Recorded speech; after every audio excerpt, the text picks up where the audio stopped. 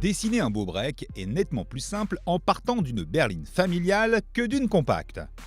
Et dans le cas de l'Insignia Sport Tourer, les designers ont eu toute la place pour s'exprimer puisqu'avec 4,99 m de long, il s'agit du break le plus imposant du segment.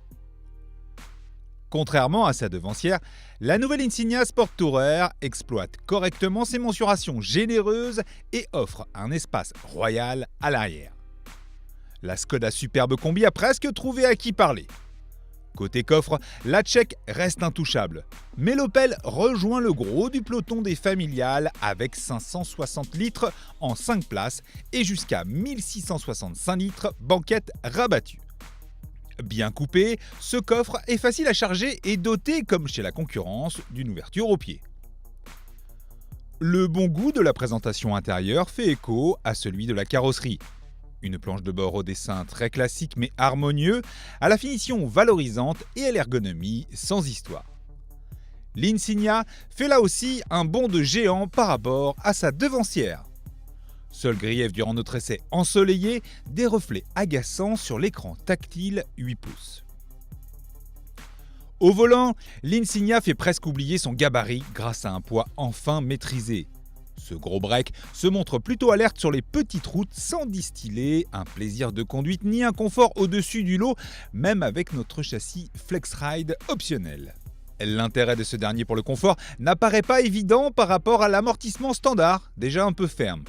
Il a cependant le mérite d'améliorer sensiblement le contrôle des mouvements de caisse.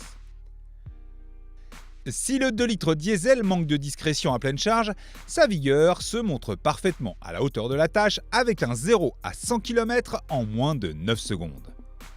Il gagne à être associé à l'excellente boîte automatique Easing à 8 rapports pour lisser son léger creux à bas régime au prix d'un appétit à peine supérieur en pratique. Exclusivement proposé en finition haute élite, l'Insignia Sport Tourer 2 litres diesel 170 chevaux est disponible à partir de 39 200 € en boîte manuelle et 40 500 € en boîte automatique. Elle profite d'un équipement de série plutôt généreux et, comme souvent chez Opel, d'options technologiques à la pointe du segment. Un affichage tête haute, un régulateur adaptatif ou encore le stationnement automatisé associé à des caméras à 360 degrés. Néanmoins, ces tarifs catalogue se situent dans la moyenne haute face à la concurrence généraliste, surtout après application d'un malus écologique qui monte à 2300 € en boîte auto. Pour rivaliser avec une Skoda Superbe Combi Lorenz et Clément ou une Talisman initiale Paris mieux équipée, l'Insignia Sport Tourer ne pourra donc guère compter que sur sa ligne ou ses remises.